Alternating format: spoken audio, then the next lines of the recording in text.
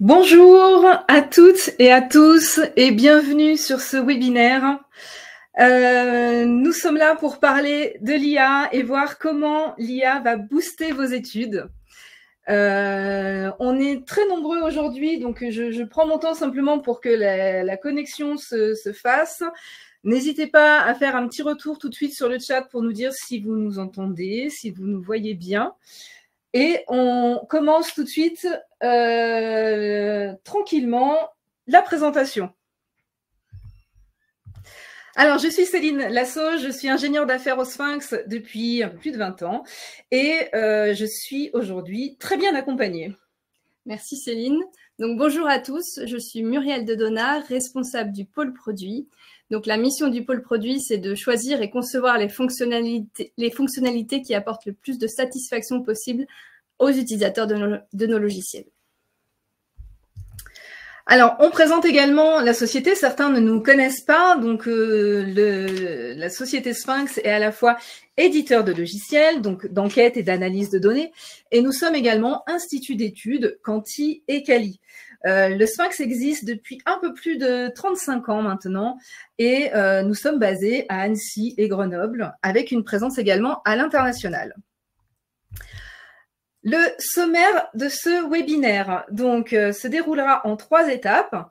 D'abord, une jeunesse qui est présentée par Muriel sur les assistants IA, la démonstration des nouveautés que vous attendez tous, et enfin, vous verrez comment utiliser toutes ces nouveautés. On commence avec un petit sondage, parce qu'on est curieuse, avec Muriel, de savoir si vous, derrière votre écran, vous utilisez également l'IA. Donc, une petite pop-up s'affiche sur votre écran avec un petit point d'interrogation. Vous pouvez nous dire à quelle fréquence vous utilisez l'IA. Est-ce que c'est régulièrement, occasionnellement ou pas encore? Et nous verrons après vos réponses en direct. Pendant que vous êtes dans l'environnement Livestorm, j'en profite pour vous dire que vous avez également l'onglet du chat où Marion peut répondre à vos petites questions si vous avez des soucis de connexion, si vous ne nous entendez pas bien, etc. Et puis surtout, vous avez un module de questions qui vous permet d'échanger avec Lilandra et Christine qui nous assistent sur cette présentation. Donc, utilisez le module questions pour envoyer directement vos petites interrogations pendant la présentation. Et vous pouvez également voter sur les questions les plus pertinentes pour que nous prenions les plus importantes et qu'on passe un temps d'échange en fin de webinaire et qu'on réponde à l'oral avec Muriel sur vos questions. Alors, je crois que le sondage n'est pas apparu sur votre fenêtre. Bon, c'est peut-être pas très grave. Ben, sinon, je vais voir si je peux le lancer. Hop.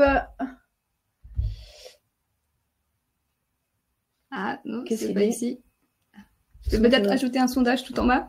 C'est okay. Les soucis du direct. Non, ça le recrée. Eh ben, dites-nous en commentaire si vous utilisez ou pas l'IA. Et comme ça, on va s'en servir. Apparemment, c'est bon. Vous le voyez. Donc, vous allez pouvoir voter. Génial. Bon, je remets les questions. Donc, votez et on va du coup voir le résultat. Est-ce qu'on va voir le résultat? Normalement, oui. Peut-être dans l'onglet sondage, on regarde chez nous. Eh bien, nous, on ne voit pas le résultat. Alors, Marion, tu pourras nous envoyer le résultat ou si quelqu'un veut nous le passer par la fenêtre. Voilà, en tout cas, que vous utilisiez ou pas, ce qui est important, et c'est ça qu'on voulait vous dire, c'est que l'IA, elle est autour de nous, c'est l'actualité. Et du coup, on va voir comment soit vous donner envie de l'utiliser dans nos solutions, soit tout simplement vous encourager à l'utiliser. Alors, on voit 43% l'utilisent régulièrement. Ok. Merci pour l'info. Donc, on commence. J'ai l'assistant qui me dit 43 régulièrement, 42 occasionnellement. Donc, ce qui est intéressant, c'est que ça s'est partagé, mais il y a quand même une grande majorité qui l'utilise. Donc, vous êtes forcément intéressé par ce que va vous dire Muriel maintenant. Alors, tout à fait. L'IA, ce n'est pas nouveau chez Sphinx. Nous avons depuis très longtemps des algorithmes de machine learning au sein de nos logiciels. Mais ce qui est nouveau, c'est d'avoir intégré les LLM. Donc, LLM pour grand modèle de langage. Donc, ce sont des modèles qui ont été entraînés spécifiquement sur un un grand nombre de données pour être capable de deviner, pour faire simple, la syllabe ou le mot d'après et être capable de parler, de rédiger très correctement et d'analyser le mieux possible. Donc, en fait, vous les connaissez forcément parce que vous en entendez parler sous les noms de ChatGPT, DeepSeek, Mistral, Gemini et tous les autres dont on entend parler régulièrement. Donc, depuis leur apparition, la plupart des éditeurs de logiciels ont décidé de les intégrer pour apporter une plus-value au sein de leur logiciel. Je vais y arriver. Nous avons, nous aussi, décidé de les intégrer, mais d'une façon un petit peu particulière. Nous n'avons pas décidé de faire ça le plus vite possible, mais le mieux possible pour apporter le plus de qualité et aussi de transparence à tous les utilisateurs qui pourront les utiliser. Donc, première étape, ce que nous avons fait passer un casting à ces super assistants. Donc, nous en avons testé vraiment beaucoup pour essayer de trouver les meilleurs sur chacun des cas d'usage que nous avions définis. Et nous en avons retenu 2 principaux, sachant qu'on utilise plusieurs sous-modèles au sein de chez ces fournisseurs-là, mais les résultats de ce casting sont... Donc, nous avons branché nos solutions avec OpenAI et ChatGPT, mais nous n'avons pas oublié le petit français Mistral qui sera également disponible sur simple demande. Tout à fait. Donc, la deuxième étape, c'était de travailler en collaboration avec de nombreuses personnes, donc notamment, bien sûr, avec nos équipes internes, les développeurs qui ont énormément travaillé sur le format de données, comment on envoie des données, aussi nos équipes produits pour savoir eh bien comment on parle à ces LLM, pour savoir bien rédiger un prompt. Et pour ceci, nous nous sommes appuyés parce que nous avons travaillé en partenariat avec les ingénieurs de Mistral qui nous ont vraiment accompagnés sur la façon de faire tout ça. Mais il fallait également s'assurer que les réponses que l'on produit sont les plus proches possibles méthodologiquement de ce que pourrait faire un expert des études. Donc là, nous avons été accompagnés par les chargés d'études de l'Institut Sphinx, mais aussi par Jean Moscarola, qui est professeur émérite en sciences de gestion, docteur en économie et cofondateur du Sphinx. Enfin, ceux qui nous connaissent le savent, la transparence de vos données est très importante pour nous, donc de savoir ce que vos données deviennent. Et nous avons été accompagnés par une juriste pour vous donner un cadre juridique le plus clair possible et que chaque fonctionnalité utilisée puisse l'être dans un cadre clair et avec votre consentement. Et j'en profite pour préciser que si, malgré cette présentation, vous n'aviez pas envie d'utiliser l'IA, vous pouvez très bien la désactiver. Il n'y a rien d'obligatoire, rien n'est fait sans votre accord. Voilà. Très bien. Alors, les 3 premières nouveautés, on voit qu'on a beaucoup travaillé, comme vous l'a dit Muriel, sur la préparation de cette sortie IA. Et nous avons sélectionné 3 grandes nouveautés qui sont disponibles dès cet après-midi. Donc, à partir de 14 h, les utilisateurs Sphinx peuvent déjà utiliser les 3 premières nouveautés. On a sélectionné, grâce au travail qui a été fait avec, comme l'a dit Muriel, tous les ingénieurs, etc., mais aussi avec des échanges clients pour prioriser les développements à faire. Et on continue, bien sûr, à travailler puisqu'il y aura plein de choses qui vont sortir dans l'année 2025. Première nouveauté, donc générer automatiquement un questionnaire. Donc, on verra comment on fait ça en un coup de baguette magique. Ensuite, interpréter facilement des analyses et bien évidemment, exploiter rapidement vos verbatims. Il y avait une grosse attente sur la gestion des verbatims et on l'a fait. Donc, je te propose de passer directement sur le premier challenge de générer automatiquement un questionnaire. Oui. Alors, pour ce premier cas, imaginez que vous devez rédiger un questionnaire et soit ce n'est pas votre habitude, vous ne savez pas comment faire, soit c'est peut-être votre quotidien, mais cette fois-ci, vous devez travailler sur un sujet atypique ou un domaine qui ne vous parle pas, que vous ne maîtrisez pas. Eh bien, pour ne pas vous retrouver face au syndrome de la page blanche que nous pouvons tous rencontrer dans notre quotidien, vous allez pouvoir générer un questionnaire par IA et obtenir en quelques clics un questionnaire adapté à votre objectif. Alors, je vous montre ça tout de suite. Ça se passe dans notre logiciel Sphinx IQ.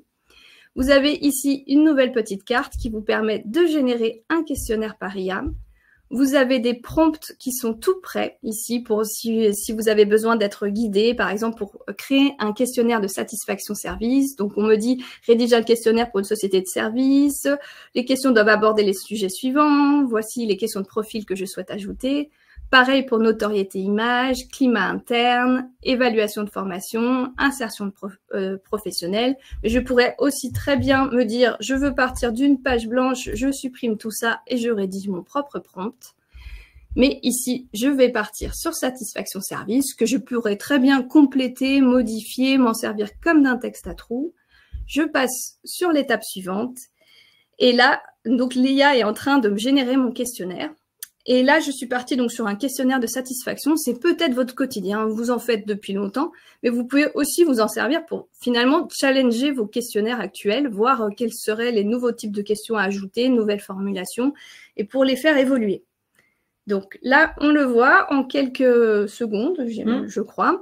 Donc, a été généré mon questionnaire. Donc là, c'est une étape intermédiaire. Ça me permet de voir, comme je pourrais le voir sur un Word, mes libellés de questions, les modalités, ce qui me permet facilement de modifier, enlever les questions que je ne souhaite pas, indiquer qu'une question est obligatoire, faire toutes les modifications que je le souhaite. Je passe à l'étape suivante qui me permet de définir mon style. Je vais choisir le style Office si je le trouve. Hop, je ne le trouve pas tout de suite. Je le mets suivant. Céline voulait vraiment le Office. Je suis désolée, Céline. Et donc, vous le voyez, vous avez votre questionnaire qui est automatiquement généré, mis en forme et vous avez gagné un temps considérable. Effectivement, alors je pense qu'on est tous d'accord pour dire qu'il y a un vrai effet baguette magique avec cette fonctionnalité-là, parce qu'en quelques secondes, en prenant un prompt déjà réalisé et en appliquant quelques consignes avec les critères qui sont proposés, vous êtes guidé dans l'IA, là vous avez le questionnaire qui est prêt à diffuser. Donc on applique les différents modèles. On peut bien sûr tout personnaliser. Ce qui est vraiment très intéressant, c'est que là on a une première mouture de questionnaire qui est proposée, mais on vous demande bien sûr de garder le contrôle et de relire, de modifier et éventuellement de mettre un chien en fond d'écran. Là, l'effet waouh, je pense qu'il est, abouti, Muriel.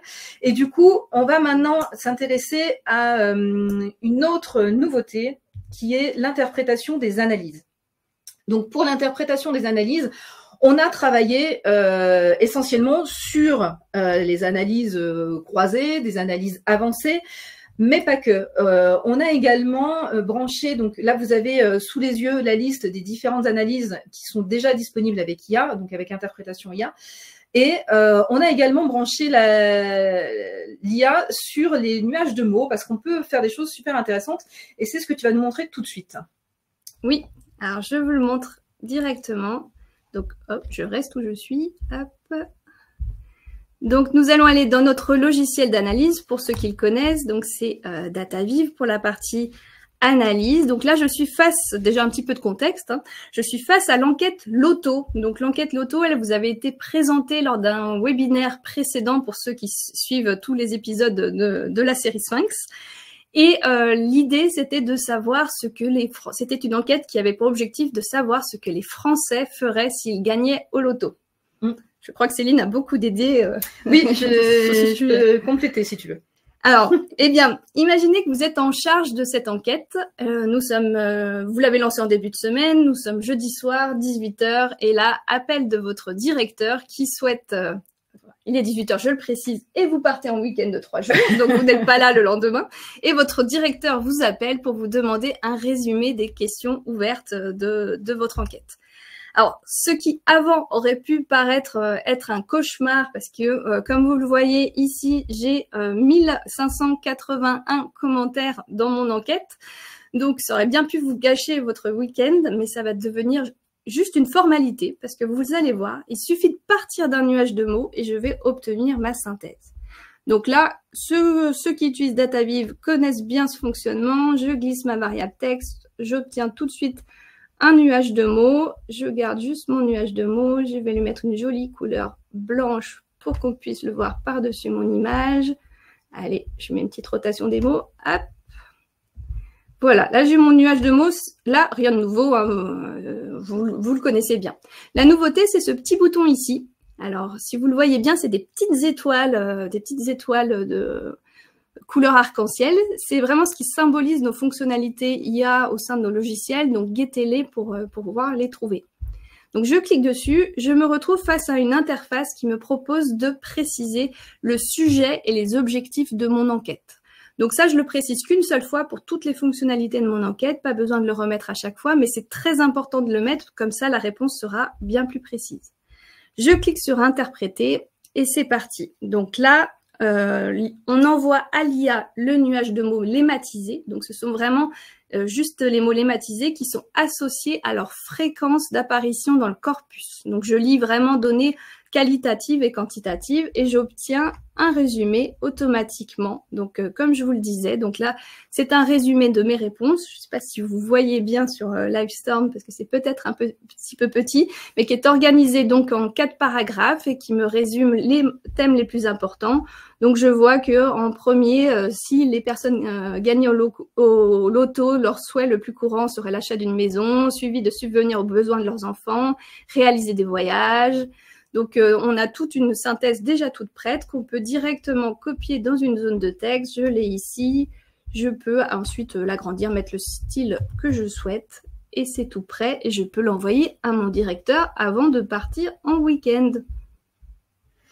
Donc là, on voit encore la puissance de l'IA et ce que je trouve intéressant ici, c'est que le résumé qui est produit raconte une histoire avec des éléments qui sont synthétiques, mais qui sont structurés et éclairants pour la personne qui va lire ce rapport. Autant le nuage de mots tout seul est compliqué parce que c'est une synthèse, mais on voit pas dans quel contexte le mot maison est cité.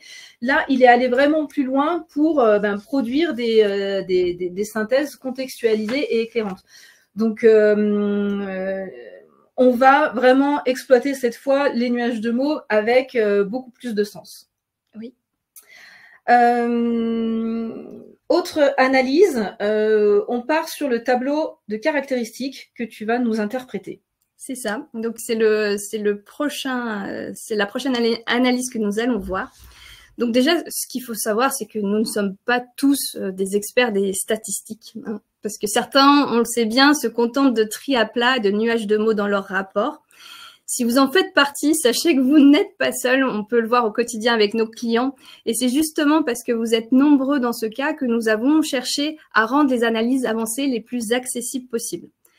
Donc, je vais vous le montrer, comme vous le disait Céline, avec le tableau de caractéristiques. Donc, un tableau de caractéristiques, ça se présente comme ceci. Donc, ça me permet de voir les caractéristiques principales pour chacune de mes modalités de la variable. Ici, âge. Donc, l'intérêt d'un tableau de caractéristiques, c'est qu'il fait une synthèse de tout un tas de tris croisés à 2 variables. Donc, par défaut, je gagne du temps parce qu'au lieu de faire tous mes tris croisés, j'ai ce tableau. Donc, lui, il existait déjà, il était là, mais peut-être qu'on n'est pas forcément en capacité de l'interpréter. Donc là, il est déjà construit, mais si j'avais voulu le faire, je vous montre en 2 secondes. C'est ici, analyse avancée, tableau de caractéristiques. J'ai qu'à glisser ma variable âge. Je glisse les variables avec lesquelles je veux le croiser. Hop, voilà, je mets OK. Et tout de suite, il est généré. Vous voyez, ça se fait vraiment en 2 secondes. Le but ici, c'était surtout de vous montrer que ici aussi, nous avons accès aux petites étoiles magiques. Pareil que tout à l'heure, je retrouve mon contexte et je lance l'interprétation. Alors là, comme d'habitude, il y a eu tout un travail de nos ingénieurs pour envoyer les bonnes données sur le bon format, conçu en partenariat, comme je vous le disais, avec les ingénieurs de Mistral pour avoir au mieux une réponse que vous obtenez ici.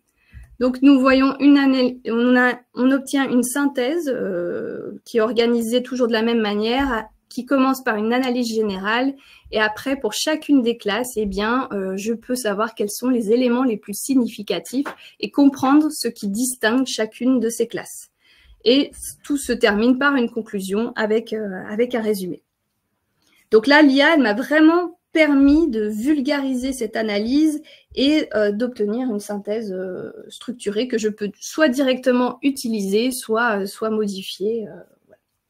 Et ce qui est intéressant ici avec le tableau de caractéristiques, c'est que ce tableau, il était difficilement déposable sur un rapport parce que pas facile à interpréter, pas facile à prendre en main. Et là, on peut presque dire que la synthèse peut se suffire à elle-même puisque le tableau n'est pas très facilement interprétable. On pourrait presque imaginer que la synthèse qui a été produite ici, elle va me servir soit d'introduction d'une partie de mon rapport, soit de conclusion, mais il y a un vrai élément rédigé qui est produit et qui est exploitable très facilement. On a une dernière analyse à vous montrer avec l'interprétation. Moi, je la trouve un peu barbare, c'est la Kamins. Et est-ce que tu peux me la rendre un peu plus accessible? Oui. Alors, le clustering Kamins, donc c'est un algorithme de machine learning. Cela prouve ce que je vous disais en début d'intervention. L'intelligence artificielle est là depuis longtemps dans nos logiciels. Mais là, on va pouvoir l'interpréter donc grâce à l'ajout des LLM. Donc, la Kamins, elle permet de segmenter. Donc, par exemple, segmenter un marché parce qu'elle regroupe les individus ayant des caractéristiques similaires. Même quand je vous dis cela, peut-être que c'est toujours pas accessible et qu'il nous faut bien l'aide de notre nouveau super assistant. Donc, même principe, toujours le contexte, j'interprète, c'est parti. Alors là, vous allez voir que ce qui est important, c'est de nommer les classes. Comme vous le voyez, je ne sais pas si vous le voyez derrière, là, je vois A, B, C, D qui sont la légende de mes classes et pour l'instant, ils n'ont pas de nom. Donc, je ne sais pas à quoi correspondent ces grosses formes-là qui représentent mes groupes. Donc là, grâce à l'interprétation, donc je comprends que ma population de répondants à l'enquête Loto est segmentée en 4 clusters différents. L'IA me propose des noms. Elle me propose de nommer ma classe A par les sensibles, classe B les prudents, classe C les avantageux, classe D les réfléchis. Et elle me décrit chacune de ces classes et je peux vraiment pouvoir m'adresser à chacun de ces groupes avec le discours qui lui convient, en appuyant sur les caractéristiques qui sont importantes pour eux et pouvoir vraiment segmenter ma population comme elle me le propose. Donc là, je peux utiliser ça directement, je peux modifier. Et bien sûr, ce qu'on vous conseille, c'est toujours de relire parce que, comme on vous le disait dans la présentation du webinaire, l'IA n'est pas là pour vous remplacer. Donc, même si on a tout fait pour que ce soit le plus juste possible, eh bien, l'IA peut se tromper, ça reste de l'IA. Et c'est tout l'intérêt aussi pour vous de vous dire que vous allez garder le contrôle et simplement utiliser cette source d'inspiration qui est produite automatiquement pour aller plus loin ou pour aller vers des typologies que vous n'auriez pas forcément utilisées dans vos habitudes d'analyse et vraiment gagner en compétences et même vous donner envie de monter encore plus en compétences, de vous former sur des analyses avancées, ce qui avant pouvait vous paraître un peu compliqué. Là, ça rend vraiment accessible ces analyses qui ont une vraie pertinence dans la statistique. Donc, il y a bien sûr de l'interprétation sur d'autres analyses, comme vous l'aviez vu tout à l'heure dans la liste, mais on vous laissera les découvrir pour les autres. On passe maintenant à une troisième grande nouveauté qui est vraiment très attendue parce que la codification, c'est une étape importante dans l'analyse de vos données. Et cette étape, elle était déjà disponible dans nos solutions avec 2 environnements, une codification manuelle qui avait le vrai avantage d'être très précis puisqu'on allait coder un à un chaque verbatim dans des thèmes. Le fait que ce soit manuel, c'était évidemment très long. La précision était là, donc on voit ici une cible parce qu'on allait vraiment au centre du verbatim et on avait quelque chose de très précis. On avait également l'analyse par dictionnaire, donc là on branchait un dictionnaire et on pouvait aller très vite, coder un grand nombre de verbatim, c'était rapide, mais on perdait un peu en finesse. L'IA nous propose le meilleur des deux mondes, puisqu'on va avoir à la fois la finesse de la codification et également la rapidité d'une analyse thématique. Donc, on retrouve vraiment là une fonctionnalité très attendue, donc que tu vas nous montrer tout de suite. Oui, alors évidemment, effectivement, la codification, c'est notre plus grosse nouveauté parce que c'est celle qui va vraiment transformer 3 jours de travail en 3 minutes. Donc, c'est celle qui vous permet aussi d'exploiter enfin vos questions ouvertes. Peut-être que vous n'en faisiez pas dans vos questionnaires parce que vous vous disiez « je ne vais pas pouvoir l'exploiter, je ne sais pas faire ou je n'ai pas le temps ». Et bien maintenant, tout ça devient possible et accessible. Alors, je repars toujours dans mon outil d'analyse sur ma page de codification. Donc là, on voit, on a juste accès à l'ensemble de nos commentaires faits en réponse à la question « Que feriez-vous si vous gagniez au loto ?» Donc, j'en ai 1580, comme on le voit, 1581. Et si j'avais dû coder tout ça, ça m'aurait pris beaucoup de temps. Alors, je vais dans l'analyse textuelle et sémantique, codification de verbatim. J'en profite pour vous dire qu'à chaque fois qu'il y a des petites étoiles, c'est que l'IA est derrière et dedans, intégrée à l'intérieur. Donc là, je vais prendre ma variable loto, qui est ma question ouverte, et je me retrouve face à un environnement où je peux naviguer de verbatim en verbatim. Donc cet environnement existait déjà dans nos solutions, mais là, on a rajouté de l'IA dessus. La partie d'en dessous, c'est la partie dédiée au codebook. Donc, c'est là où vous allez pouvoir avoir les catégories et les thèmes. Parce que le but de la codification, c'est de transformer de la matière qualitative en données quantitatives et donc d'aller cocher pour chaque verbatim le thème dans lequel elle se trouve. Donc, première étape, je vais créer le codebook pour remplir l'espace que vous voyez en dessous.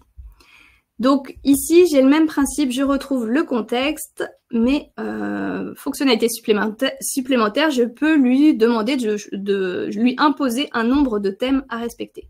Donc là, entre 3 et 7 par catégorie. On lance le codebook, c'est parti, il réfléchit. Alors, j'ai vu passer tout à l'heure une question sur l'impact carbone.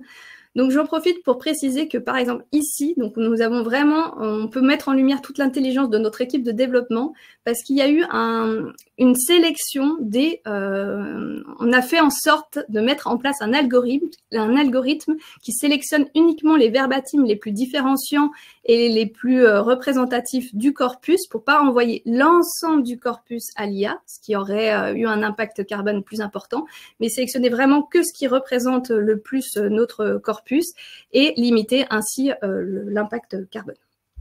Donc là, j'ai même pas eu le temps de finir ma phrase que le codebook était déjà généré. Donc je vois mes grandes catégories, les thèmes, etc., etc. Tout est prêt. Donc je peux aller sur la deuxième étape qui consiste à codifier, à coder maintenant tous mes verbatims. Donc si j'avais dû le faire à la main, là je devrais aller cocher chacun des thèmes, passer au verbatim suivant, cocher, etc., etc. 1580 une fois. Je lance sur coder, hop, et pareil, c'est parti, l'IA réfléchit. Et là, je profite aussi pour dire que quand on faisait ça auparavant, on devait bien sûr, pour faire le codebook, lire tout son corpus, créer le codebook petit à petit, après revenir sur l'ensemble de ses verbatims, le faire bouger, etc. Donc, c'était un très long travail. Et en plus, si nous avions des données, par exemple, multilingues, il fallait faire toutes des opérations pour séparer ces langues. Là, l'IA, peu importe la langue que vous envoyez, elle les traite de manière comme si c'était la même langue et elle vous répond dans la langue de l'interface. Donc, ça traite vraiment le multilingue. Et si vous avez l'impression que le curseur tourne et que c'est un peu long, dites-vous bien que normalement, ce qu'il est en train de faire là en quelques secondes, vous aurait pris à peu près 3 jours. Et il vient de terminer. Voilà. Quel timing! Alors, si là, je navigue de verbatim en verbatim, je vois que mes thèmes sont cochés. Par exemple, là, on parle de voyage. Il m'a bien coché le voyage. Partage des gains. Et bien évidemment, il en fait profiter les proches. Le reste en placement, le placement est coché. Pareil ici, même idée. Donc, tout est coché par rapport à ce qui est dit. Voilà, je ferai du bien autour de moi, soutien financier à la famille, etc. Donc, c'est assez bluffant parce que sur tous les tests qu'on a pu faire, et là, on a vraiment été accompagné, comme je vous le disais, par les chargés d'études du Sphinx, on a été bluffé de se rendre compte à quel point c'est juste et c'est correct. Donc, il peut y avoir, bien sûr, comme je vous le disais tout à l'heure, quelques petites choses avec lesquelles on n'est pas d'accord, mais c'est globalement très bluffant. Ce qui est intéressant aussi ici, c'est que on peut générer, donc comme vous l'avez vu, un codebook, mais on peut aussi faire simplement l'étape de codification, c'est-à-dire qu'on va appliquer simplement le codage sur un codebook déjà préparé. Oui, ce que dit Céline est très juste. Vous pouvez partir d'un codebook généré par IA ou importer le vôtre si vous en avez déjà un. Vous pouvez aussi lancer la codification juste sur un échantillon. Si vous échantillonnez vos verbatims, ça ne lancera que sur un échantillon. Vous pouvez coder qu'une seule observation à la fois si vous avez juste envie de tester. Enfin, il y a plusieurs possibilités. Voilà. Et surtout, là, ce qui est important, c'est que vous n'êtes pas face à une boîte noire parce que là, vous avez vraiment la main, vous voyez ce que l'IA a coché et vous pouvez modifier. Parce qu'on peut le voir dans d'autres logiciels, vous avez juste le rendu qu'on va voir après final et vous ne savez pas ce qu'il y a derrière. Là, vous avez vraiment la main, vous pouvez modifier, vous pouvez voir ce qu'il y a derrière. Parce que là, si je clique sur OK, j'ai le résultat de ma codification ici. Hop. Et donc, si je veux retourner voir ce qu'il y a derrière, j'ai qu'à cliquer sur ce petit lien et je peux accéder à l'interface précédente. Donc là, je l'ai fait toute jolie avec des jolies couleurs ici pour vous montrer. Donc, c'est la même. Donc là, j'ai un peu triché pour qu'elle soit déjà classée par ordre. Mais bon, je vous montre. La triche, elle est ici. Hein, c'est pas de la triche. J'ai trié par valeur effective décroissante. J'ai mis un jeu de couleurs ici pour qu'elle soit plus jolie. Et là, on voit que les personnes parlent de projets personnels, aide à la solidarité, épargne et investissement. Donc ça, c'est une codification que j'avais fait en amont, donc qui est proche de celle que je viens de générer. C'est jamais exactement la même chose puisqu'on la génère à la minute, mais vous voyez qu'on retrouve les mêmes idées, hein, le projet de ville, l'immobilier, soutien à la famille et aux proches. On a à peu près toujours les mêmes choses. Donc c'est pour ça aussi c'est intéressant. Si vous n'êtes pas tout à fait satisfait d'un codebook qui est généré, vous pouvez en régénérer un autre. Elle vous proposera une adaptation un petit peu différente. Donc là, on a balayé les principales nouveautés. On vous a présenté vraiment les principales nouveautés. Je pense que l'effet bluffant est là et que la magie a opéré. En tout cas, j'espère. On continue simplement un peu rapidement sur j'ai juste oublié que je voulais vous montrer que vous pouvez croiser après, parce que vous pouvez utiliser toute la puissance de DataViv. Donc là, je pourrais très bien croiser c'est pas ce que je voulais faire, pardon.